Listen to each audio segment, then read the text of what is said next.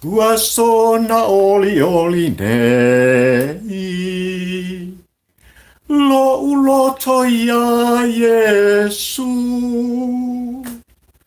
Uaia faola ja te au ola. Le pese fo, pese ale. Ja ole la olo uanganga. Lo uanganga o e Yesue, Yesue, o le faolama, wa uo, li o li ai. Ile suafa mamalu, o le tolu taspa ia, le tama le alo ma le ngang pa ia o te toi ofa lofa ma o toi whaatalo whatuai sa mua lo wātunu pele ile o mai o le tā whainga malanga ma le tā wholaunga sa mua ia o le nei wata ia ile aso tōna ile nei pe lava o na tā ua la o tō ouna ile ai tā tō te wheiroa i sa mua ile whai unga o le nei vai a sai lo tau soifua falau. O lo tau soifua ngā lulue ma lo tau soifua sa ili malo sa moai lo atunu pele. Ia ai mai se foi. Ia le whatau wa o papari i la au tau o na mlan por klame fai pea whatampo ua ai le polanko. Ia oi. Ma o le mafuanga foi leo o pese ai le oli ma le fifi o le whaafitai o le vi inga e au. O na omu mori ai. Ia le whaasangi le whaapolo i le atua o sa paota sa moai. Ono aso le newa sa ua mawai le muatu. Ia, i le tangata malana e whai o so se tiute. O lo whapea o na tutofi ai oe le sa moa. I le ngata i tutonu o sa moa lo tātu atunu pele a o whafo mai. I tue whao le lalangi o lea lo sa ili malo ai lo tātu atunu e ma eu le anga le lei. O le atua silisili ese i lo tau soifua, ia ai mai se foi. O le ola whata wa o la auto o ona lele umwhai o na tātu to e wheilo ai. I luma o nuu, ai le o tua o nuu, i le nei tau li unga lua mātango fia o le aso o wha o popo e le atua i lo tau soifua sa moai lo atunu pele. Ia ai mai se le ola whata wa o pari. Ua uma whi au mga ruenga o le vai aso sa. Ia, tātou pati patia la ia. E ieli tautanunga o pari i la auto o ona sa moai, ia, sa whapena o na solonga lelei. Ia, ngā ruenga whai, ale pa ia mani mamalu o le atunu. Ia, malo le sa ili malo. Malo le whatotoa sa moa. Malo le tawata. Ia, malo le pale. Whawhetai sa moai. I lau tāpua inga. Ai mai se lama. O le tāpua inga mamana. Ale pa ia i a inga sa le vi. Ia, ai mai se. O ao sina le tātou atunu i nei o tātou mātua. O lo whapena o na whaipea whaiva o tāpua. I tu tonu mota malawa. Tawia ina whape atu pari i lau tō o on. A fia maia. Tala maia ao sa mola o atunu pele. Ia. O le nei po tātou ia i le astona i nei i atia u tu tonu. O ni usila nei sa moai malau whafungfonga tāpua. O le toi aso fo i nei o aso e ono e whapena o na whaia i ngā duenga i tu tonu o le tātou atunu i sa moa. I le ngata i tātou whainga malo o mai o na trofi ia ai maise o sos tangata mga luenga whai.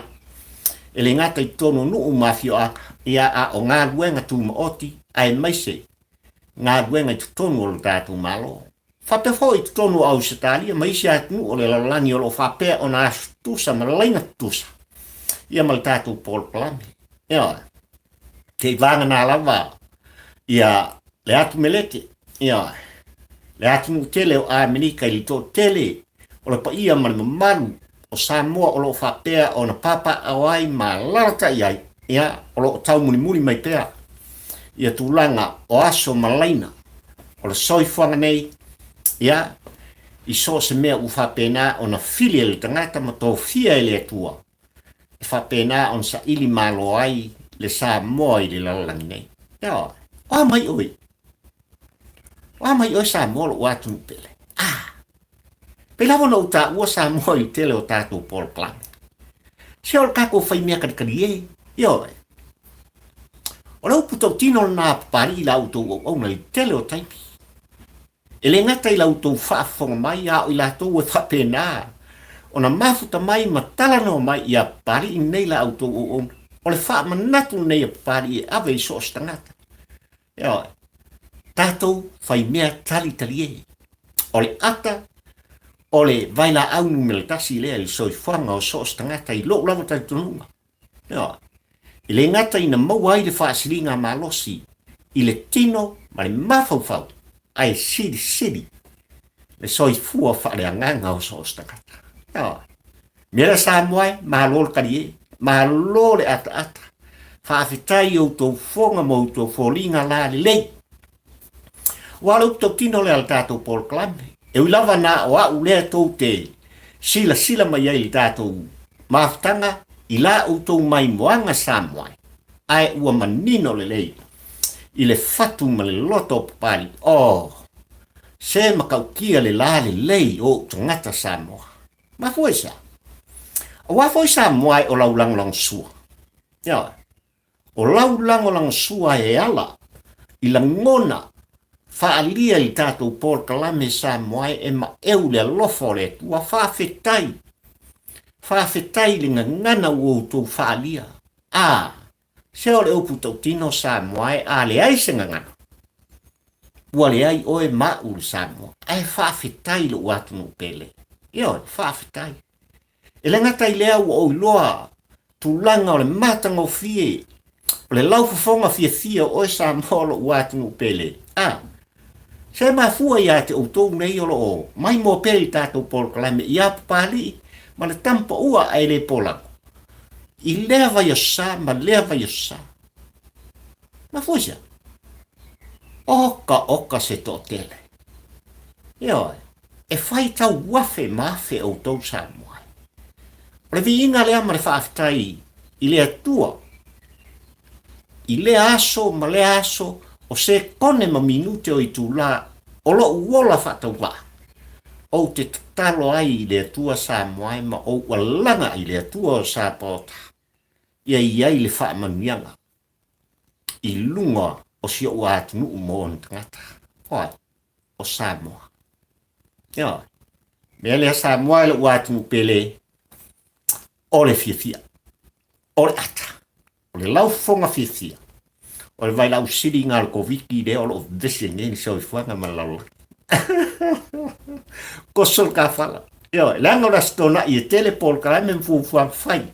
Ia, i lo outou pa ia ma lo outou malu muri mai. Ia, ai whapena fo oi. Ia la outou fo i au auna. Ia, inisi fo i o tua noa. Whaare aina, whaare tangata.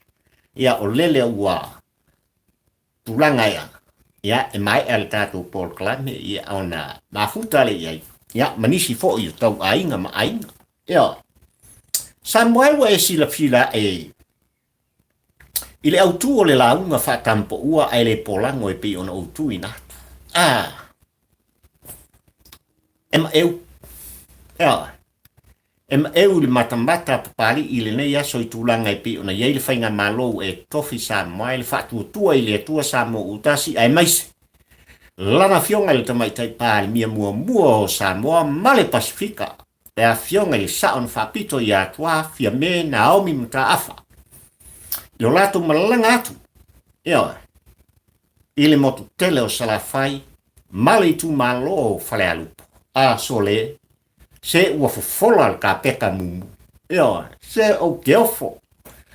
O geofo ma o whaafetai il pa i o le i tu malo, male fio anga o whale alupo. Ia, i le fio i lau fionga i tupu whanofnofo i lau fionga au wae mai se fo il pa i ainga mtap au. Ia, male toa whao tu la whale. Male pa ia, male mamaru o le fio anga i le ngata. I le au whainga luenga tu tofia le tua, le tu vai o tina i le tau pati mai. Ia, na o manatu sa moa e tulanga whapea e pe ona o ta ua le kapeta mumu. O, ia, ele o toi pō mala e i lau tau silfanga ma lau tau sila mai moa. I lunga o televise ma upenga te whailangi ma so se whasala launga pea o na whengai. Ia ai ngā tupu i Peritania, maana malo whaalonia. Ai a prestene o malo o te tele o le lalani pea o, ina iai whontanga mwhaatisinga. Ai a i latou o tā ua, o i latou e whai ata tifanga. Yo, e pei ona utou mai moa, i ei pea o na tu whaatasi tu langa tele, ai mai sau pesenga. Senga o ka peka mumu la. A o le ale mele o tupu i whare alupo. Le ale mele o tupu i tono o whare alupo, i le aso le nei sa moai, ma la utou mai moa, ai mai se poi. Le matamatatu ala utou o ona nei o papali. I tūlanga e pei o nā whio tuai, i alo tā mālo se i asia. Ia, se i asia, whale a lupo. I tūlanga e pei o na iai, lo lātou tu atu se i latou lango langoina. Ia se tasi o sui, whetalainga, olo whapena o na tofia, ia, e tawai lalo le fua le whātua tua i le tua sa mo utasi le asole. Asole, se ngalo paki mo ata. Ia, na o pati mo ata mo whapei, se le anga le moku e whai mea mwhai. Ia, whai mai fo i e, po a mea te tupu i tu mua ma upolu sa moai ma lau tāpua inga. Sarafa i e le whai ngofi. Ia, o le motu whai mea mwhai, ma lo pule ono. Ma lo pule ono, ai wha pito au ngafa se wha ma lo. Ala tātou Paul Klame, ma lau mai moanga sa moai. Ile tu ma lo whale alupo, ile aso le ne. Ia, o le a tele i ai se wha mtalanga. Ai tā Paul Klame sa moai, muni mai. Tu langa i pe ona iai, i al whata o tonga, o le tā whale toso sa moai. Ia, ile foi vai aso sa moai, ia ua manino tu langa i pe ona iai, le fina ngalo o le taitai o le hero pipi. Ia le sunga le tuila epa e pei on tu sia i newspaper e mai se fo i o so se upenga te whailangi o lo whapena. Ona ief so ta inga whane i po. O langona o tuila epa sa moai, se lau pasene. Se lau pasene le toi tula i mai, o tuila epa ma le hero pipi la tote. Uri ina le sao sa moa, ai le ikantis masi. Ai le ita. Le Christmas i sa moa. Ia, ua whai tauto e lua vai aso kako uo, le aso na to whaina. Le toi aso na i momoa, le aso lua suma leono. Ia, aso lua suma leono, le masina le sa moa au wā. Ia le whiliwhiringa whai ai tu malo e fitu. O i e loa i le auro, i le afi sa moa malau tāpua ika. Au la ngona nao tui la epa. Ua whapena o na talano ai, ia papastui, ia, ele ngata i le whātalunoanga ma le autustala manu spepa. Ia, au tūlanga i latu Paul Klame whai pēa. Ia, i lea fiafi ma lea fiafi. Ia, ma lo lātou fo i whawhale tui. Mai lo lātou no whanga au tui pētesa. Ia, i soni i po mundu. Ia, e makautia. O le vai tau sa moai o le avatu ma le au mai. O anga o le talonga. Ia, o anga o le talonga. E te ioe sa moai o anga o le talonga e pei ona. Tu alanga i ai i al teita i fono al whaatotua i le atua sa mo utasi. E le i papale mai lātou te uri ina le sao sa moa. O le tasi lea vaenga na tautalangia e le laudi ale mai e toa pe a whai lātou te tōwhia ia i lātou e oe sa moa mo tātou si lima iai. O lea, o le makua i ave ese au tūlanga nei.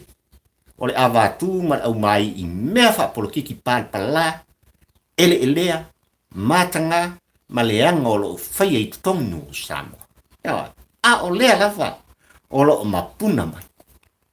O lea o lo o mapuna mai pia.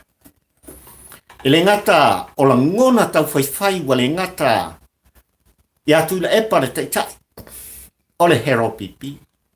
Ai o le sui teitai, talainga i a fontoi. Ai o la lato whai lautusi, o le numela tasi lea.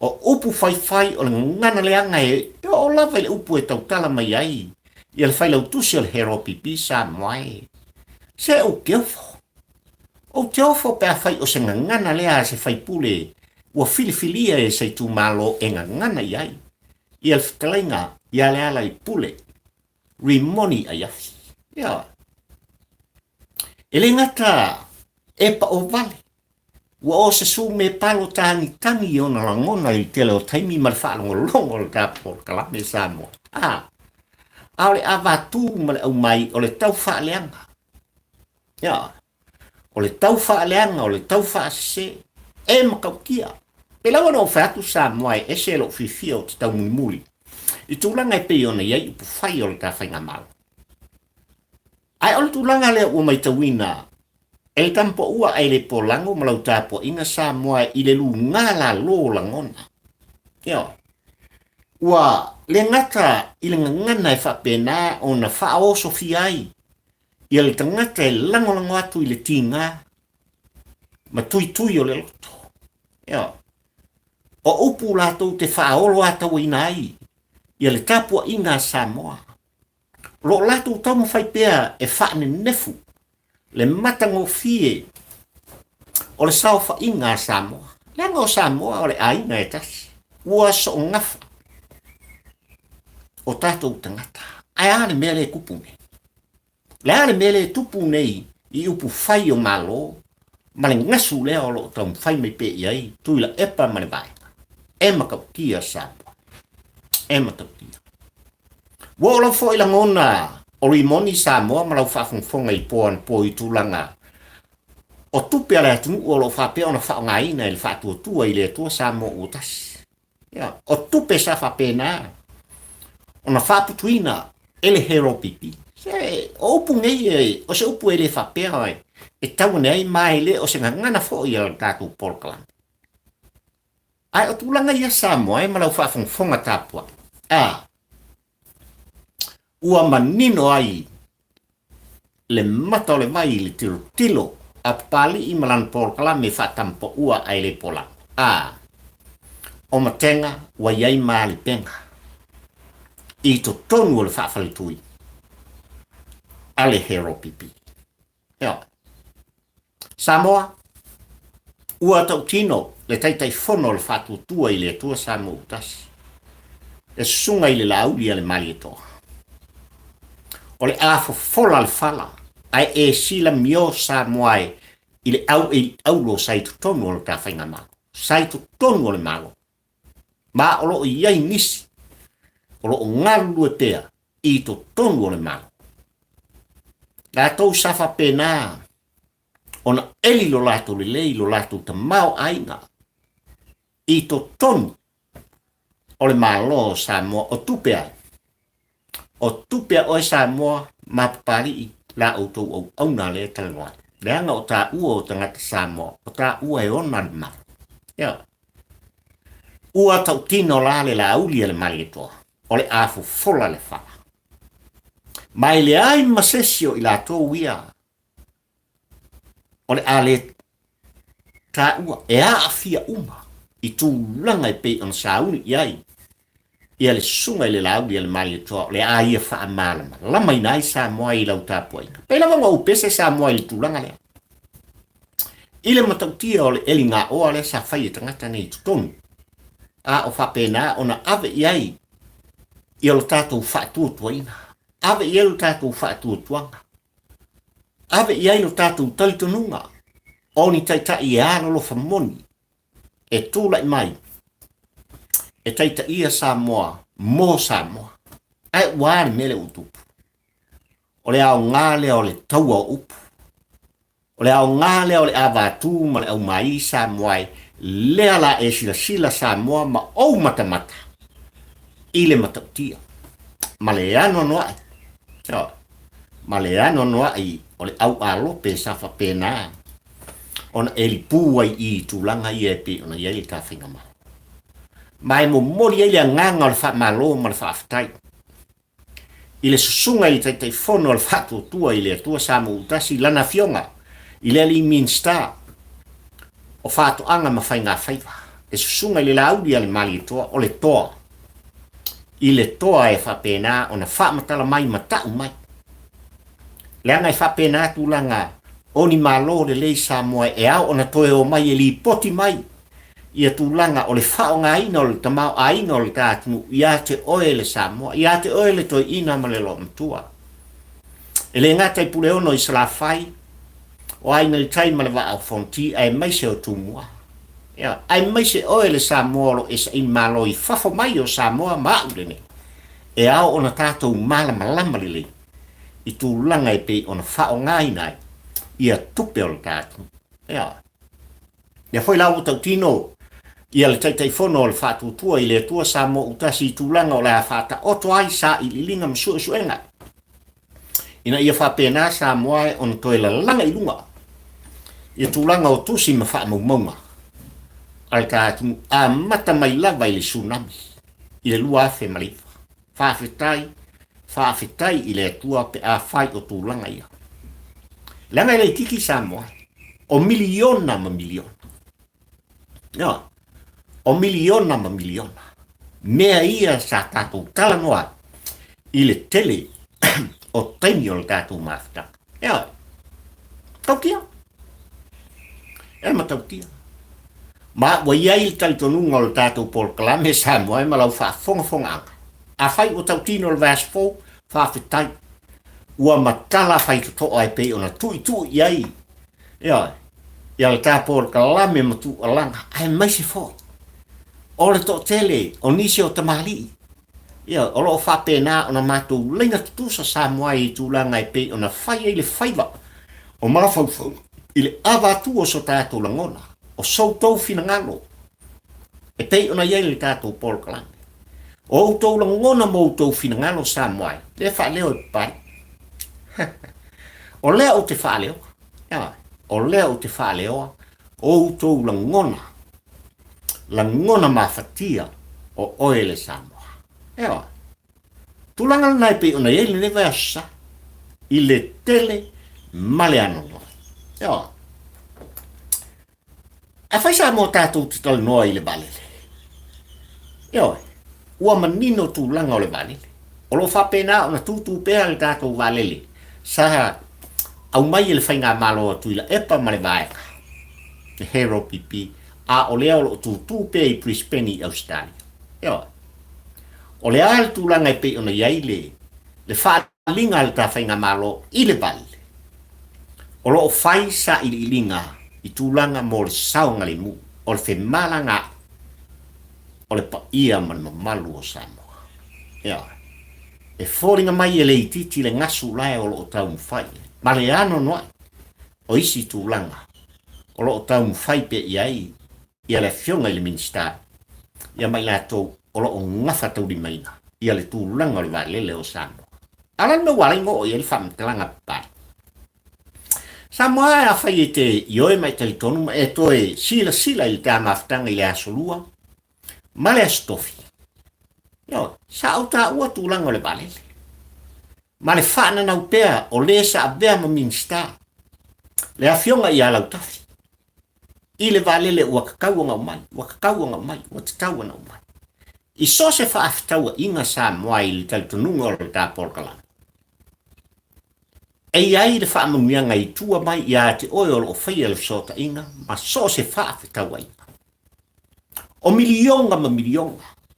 No, e fia se pomis. E fia se komis. E fia se whaamumianga o lo na tia o lo whaana nau pe ia. Awa e talitonu tātou Paul Kalame Samoa o le kaimilawa e tangu wai. Masa se ele valele ngai Kongo Samoa. O susu lo le minska ma i lato uma. I whaamanianga lea o te tau. Tu alanga tua i lau whaafonga tātua i Samoa. Ma le upu kau tino le ngā ka Paul Kalame. Le upu tau tino le. Ele fau Samoa tūlanga ia. Ala lea o tau tino i al taitai fono o le whātua tua i le atua Samoa utasi le whainga māloa e tutofi Samoa ma si iai i ale lima tāmatau o le tā Paul Kalame o le āwha fola le whala O le a fai sa ili ilinga. Ma o le a vatu. Ni su e tusi tu ma oti. E la tau te sa ili a uma. Ia tusi ma wha maumonga. O tupe al tātu nuku sa mua. Pran me kongwai. Thank you, Lord.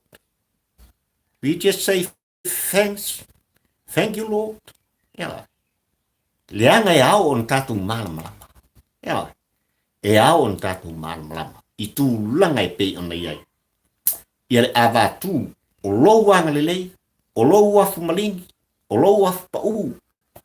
Sa moai, i tū langa e pei ona whai ele tātu ngāluang whai, o le tātu langa lang sua, ma tongi pea. Ia le maa, a ware atina ina, o le tātu pele o Samoa. Ia.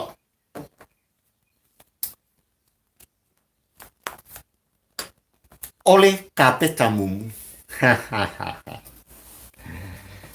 E ai tal tununga ua lava ia wha mkalanga i kulanga ia e pei ona. A watu ai ia le taua o mawhauwhonga. Le taua o mawhauwhonga. E tau lava ina uto e wha manatu sa moaia e o te lei papai lava. I le autu o le tala aunga wha tampo ua i le asutona ini. E manatua i le uloto sa moaia i na ua sauni. E a tali i le whepo le a whapena. On whai i le tau o la palapa a wafoi i a tala ame mai o le tama o sale paho. I le i whaingo fie i le toi ina. Ai mai se foi o le tau eitu i pola. Sa o lato fili ai i a le lapa o le niutea. Whai mai e mama. Mai e whaingo fie o na uu e le tama, ma si, ia mata ai lona fili. E wha mai na fili, ma fili-filia, e sa le vao, le lapo le ni wai. Mai sa tu le vai ngafa i le tūlangi le sa mai. Ma foi sa. Wa foi le talitonunga, o le foi toa, ma ona tala anga sa mai, e le lei le lapa, o le ni wai, e mamafa. E tātas, ona whapena lea, ona umai lona fili o le alata. Ia, e lea toi pō ma le sa moa i le tala mātango fie, ma le tala malamalama, o le ale mengupu. Na mo mori la palapa o malo i fonga, le tāpua inga le whepo. Le lapa o le niutea, na manatu whatau wā i ai, sa le vau e le ila i lona tino. Ia, ai nga makua i longa nga maingi ma sasai. Ma toi laloi. Le atali i o le whepo. Le tama o le ationgi. Ona momori leo la palapa o malo. Il tapua i ngai funga. E sa wo ala iona o wha amtala le. Il tala le i lau wha funfonga tapua i sa mai. Le angai wha pena tulanga le iai. Ia upu whai o le kawhinga malo. I vai na te tele lua. O lo ta alo mai pēr le hero pipi ma lo lato te tai. I le lapa le ni vai. Ia, le niu wha pēra sa tū i le vaingafa. E laka i le pa. Ia, o lo wha pēr na lato whao ngā ina pēr. Ma ko ama foi le ua lato sanga. Si ma mawhai lunga i o lato la ngona ma ngana lato te whao ngā. Ai le feelinga la ale tau aitu i pola ma o lato filfili ai ia le lapa o le niutea tu watu le laudi ale mai eto lenga o tamanga ngau mai fonga ia kofinga pari de kanwa alu ma le lapa le te tau ai ia alu ma le lapa le te tau ai on e foi mai le manu malo ma ko e mo mori mai la pala i le tapua inga e fa pena la ngono le tapor kalame sa. Ya. Mo mori ele nganga le fa malo, mo le fa aftai ile sunga ile laudi ile malieto. A fai o le ata tino solo le malo, ma fu fola me uma. I lau fa fonga tapua i sa moai. O le ula le. O le sei le o sa moa, ma o lo pale le sa moa. e o ia pari ilne. Wa fo ua levon tātou fia wa ai ma malmalapa i tū langa o le whao ngā ina o lou mā losi ma lo wafu pa usa mua. Kako wha alo i lea vaika a tongu ele o toi ma mao sa mua. Ia, ona manino le o le matal vai i lau wha fungfonga tātua. Ole ka peta mumu. Ia, pei lava ono a mata i aise la ngona o le tāpol kalame sa mua i le aso le ni. E pei ona malanga tuai i al ka whainga malo u filfilia le whātua tua i le atua sa mo utasi i le motele i sa la whai. Ia, a wātu langa e pei ona a vatuai le wātu langa long sua. Ia, i sa tasi fo i ua whapena ona filfilia e tau apeina le fua a le whātua tua i le atua sa mo utasi i le tu malo o fale alupo. Ia, le whetalenga i a fuiono. Peona o ta ua sa moai le matango fie mo mori le nganga o le wha malo ma le wha aftai. Ia, i le fio au waa ai meise ta pa au ma ainga. Ia, to whao pula fale. Le tu vai o tina matamaitai. Pa i e lau whaingalung tutofia le tua. Sa wao matamaitai ai maise le malosi o le nuu ma le fioanga. Male i tu malo. Le matango fie. O lea feilo inga sa moai ma lau whaafungfonga tāpua. I le nei aso i le matamatatu o le kātou Paul Kalame. I tūlanga uma. A matamai lava i taimina feilo ai ai se i o lava i taimina whaatofai. Ua i oe matali tonu papali. I le ka peta mumu o le whaalinga lea sa moai. O le whaalinga lea o le sa ilinga malo e pensa i le malo ai le mali e toa. Ia nā whanua. Lea na whai le aso le nei. Ma o le whaalinga fo i lea ua mai tau e pali i ma le Paul Kalame whaatampo ua ai le polang i le sa ilinga malo ua fio tuai. I le fionga i le sao na whaapito i atua. Ai maise. Le malo a le whaatua tua i le atua sa mo utas. Mo mori le nganga o le wha malo ma le whaaftai. Ia te oe whare alupo. A le ana tautino e le lauli a le mali tua i le asole nei. E le fesilingia le taimina tula i mai ai se tasi o toe ulutaia i tutonu o le mota. Ia, i tutonu ono. O le mota fono sa mo i le over toru sfuta usaka. Lea na whama vai maritaia mai upu whai o malo. I le pai inga sfuma le ono se mo atu nei. Le a fionga ia e au peni amina. Le anga i oe i ai tātou Paul Kalame i lea tama, i lea toi ulutaia o upu whai o malo. I taimin tūla i mai ai sa whapena ona ia whinau. Tū atu i le tū e ngia. Ia whainga malo se ia o lava i le pai inga sfuma le ono. Ma fue sia. Na mate le a fionga ia e au i tūlanga ua se e se ai ia le taita inga. A le taita inga ma le hero pipi i tūlanga o le taita inga o le malo sa moa mole le lei mo on tangata. I le tautua a le fionga ia e au sa moai. E le tau selu ia i pali i mal tā Paul Kalame le anga sa tau muri ia i tele o no fo inga ma tau sanga. I le toa o lea fo i tamali i upu whai o mau. Sa tūlai mai e butua i whinau atu i le tu e ngaia i ale whainga malo ale hero pipi tonu le fast food tau sanga. Ai wāli mele o tupu. Ai sa alo e fasino. Ia e au Wola tu langolongi nai tu ila epa ma le hero pipi. O le upu tau tino o le Paul Kalame, o le poto salalau lea ma le poto fau lea. Ia. Sa faita, se i faiane, se i fesiliatu. Ia. I tu langa i pei ona mai ta wina ai. Ia le ngā luenga sa fai pēa si o lātu tua. Ah lea o tino mai. O tino mai le ngā luenga sa whinau, ia i le fionga ia e au peni ami. Ina ia suia le whainga malo o le hero pipi o lo na fatu lea mona la ngona ia. Ea, malo upto tino na pari. O le fatu lea, o lea utaia ma lea toa upu fai ono. O maloa tūlai mai. I to tonu le mota fono sa mo i tele o pai ingai tonu le tolu sfuto sa. No. Ia suia le whainga malo. Lea o sui. Lea o sui le whainga malo. Lea o tūlai mai le whaatua tua i lea tua sa mo utasi. Ai o le ale mele tupu i aso. Ai o le ale nei tau tolu fōu o tūlai mai. O le ale toyo, i eise wha mtalanga le tāpolka. Pau o le nganga o le wha malo, ma le wha aftai e mori mori tā. I le pa ia o le tu malo, whale alupo i le aso le nei.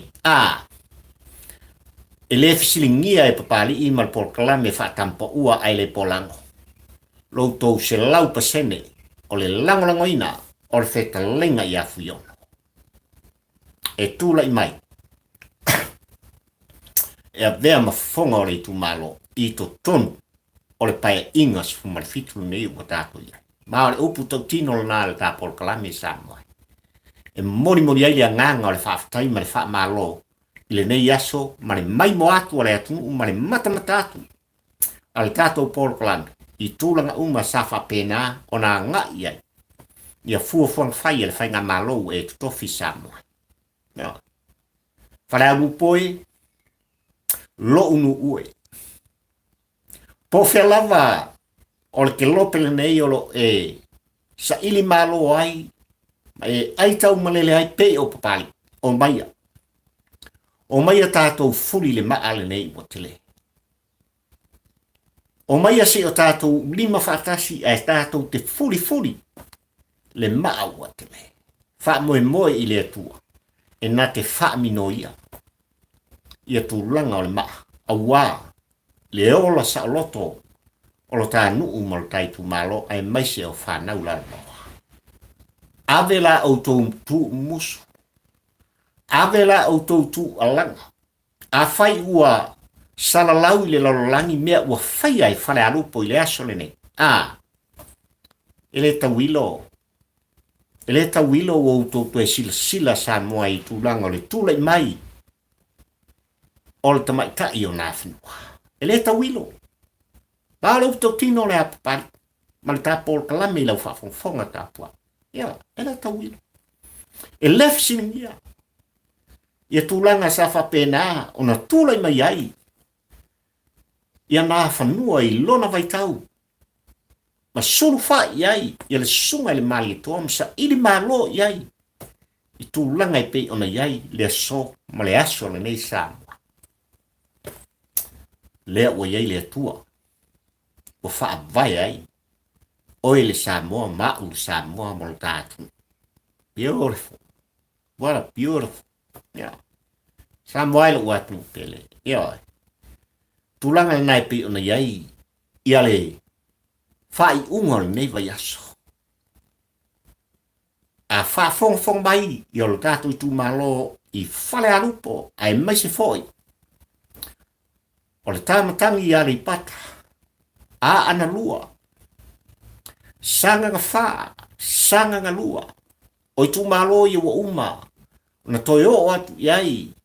I le tāwhainga malo o le whaatua tua i le atua sa mo o tasi. Toi lava o sa whatalua. Ma whale ari lua. Se alanga wha upu i le ngumea lua. Langa o kako o le whaatua tua i le atua sa mo o tasi. Pālota. Mo le whaatua tua i le atua sa mo o tasi. Pālota i sui. Ua filifilia i le fast. A wā olo i ai. Le manuia e le ngata mo i tu malo e fitu e pe on ka pena nei. I le whainga filifilinga i le aso lua suma leono le masina le nei. A o Samoa poto. A o Samoa ato. I le ngata i tutonu. A o fafo mai o Samoa. O lea o lo sa ili malo ai so o se Samoa. Pālota, mo le whaatua tua i le atua sa mo utasi. A whai wā mata mea, le tu malo whale alupo, sa moai malau whaafongfonga tā puai, i le ka peta mumu i le aso le nei ai whaafio atu. Ia lana afionga le ulua i tamai tai wa vea mapare mia filifilia o Samoa.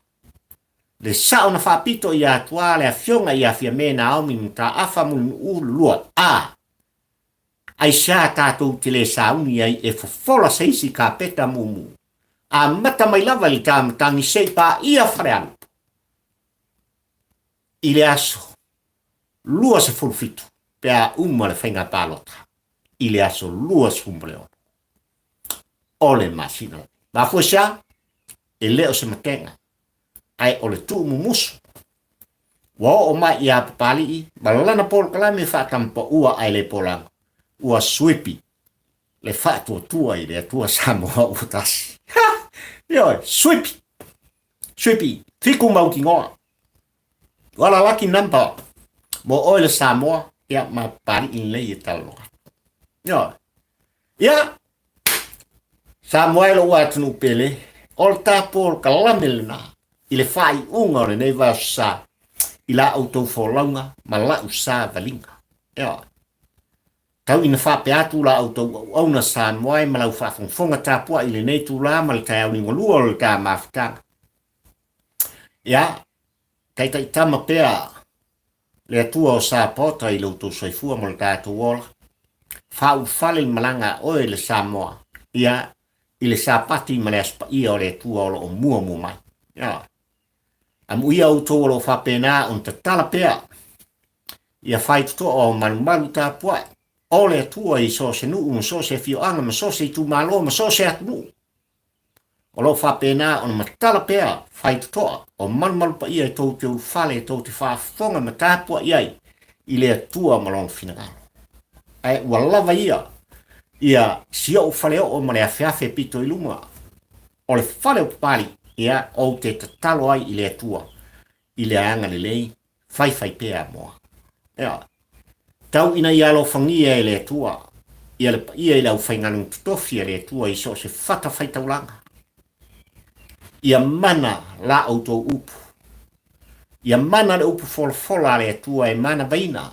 e auto fonga i le aso sa pati o mua mai ma ia vepea o se fatu le lei e pa uifo i fina ngalo ma loto o so se Samoa tali tonu i le atu ina ia tu mau ai pea lo tatu tali tonu o lo o soifua lo tatu ta maa o i le la ia lofa maanga le mo oile Samoa ai maise pari i la auto wau palota mo le fatu tua i le tua Samoa utasi ai mai te nei Samoa i lo watu pele o alofana mai le fatu pali i nei mo oe le atunu ue pele i ata ka te feiloa i le vai asfo i le aso masani ma le ulua i aso masani o le tapol kalami i le aso lua pea morita i atu e le tua lo to seifua ma le ola fata waa o la uto o ona i le nava i aso mo ai mai te nei o le ase ngana o le tau tamari i Samoa i lau whaafonfonga tāpua i se pati usala. Ia, o te aso suatu wai malu i puenga i lau whaafonfonga tāpua. Fo i mai a se upu o le tau tamari i ma. Tau lau ulu i lau whaafonga Samoa i a pari. Ia, e manoa i le fale o pari i le nei. Ai mai te nei lo watu pele. Love you my dear Samoa. O la uto o ona le nei. O papali, pio i va a taula amo le lua malan porklami fai pea. Tampo ua ai le polanko. Soifua, ia manuia o Samoa.